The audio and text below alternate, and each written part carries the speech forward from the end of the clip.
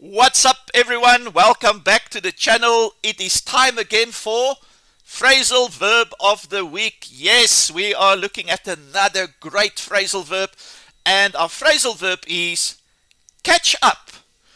Another common phrasal verb that we use all the time, and this one has 6 different meanings. So, 6 different ways that you can better express yourself. But let's not waste any more time and let's get started.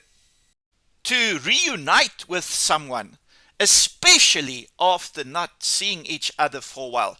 Yes, I think we've all done this, and let's go look at the example. Let's catch up over coffee and talk about our lives. Yes, so a very common action when we meet up with someone we haven't seen for a long time. Let's move on to meaning number 2. To be informed about something, to update yourself on news, events, or information. That's a good one. Let's look at the example. I need to catch up on the latest business news. So staying informed, you catch up on the latest news. Let's see what is meaning number 3. To do something you didn't have time for earlier. To complete delayed tasks or work. And I think we can use this one quite often in our working environment. And the example is, I stayed up late to catch up on my emails. So remember this one, you can definitely make use of it. Also, if you like the content, please like and subscribe to my channel. I would really appreciate it. Let's go look at meaning number 4. To reach the same level or position of someone or something, when behind and reaching others in speed, progress, or success.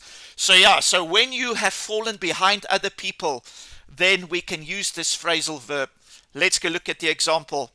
John needs to catch up with the players ahead of him. So in this example, John has fallen behind the other players and he needs to catch up. That's another great one that we can use in our daily conversations. Let's move on to number 5. To reach or affect someone when fatigue, illness, or reality affects someone. And our example in this one is his unhealthy lifestyle has finally caught up with him. So when you've been doing something that's not good for a long time and it catches up with you, then we use this phrasal verb. And our final phrasal verb, number 6, to become deeply absorbed, to be emotionally or mentally involved, sometimes unintentionally. So let's go look at the example first. She got caught up in the excitement of the moment. So what a great example there to explain the meaning. So like it says, it's sometimes unintentionally. You just caught up in that moment and then you react in a certain way. So that wraps it up for another phrasal verb, another great phrasal verb, catch up. Remember those 6 different meanings and start making use of it in your daily conversations. Well, that's it for today. We'll see each other again next Wednesday. But as always, thank you everyone for watching, for liking, for subscribing.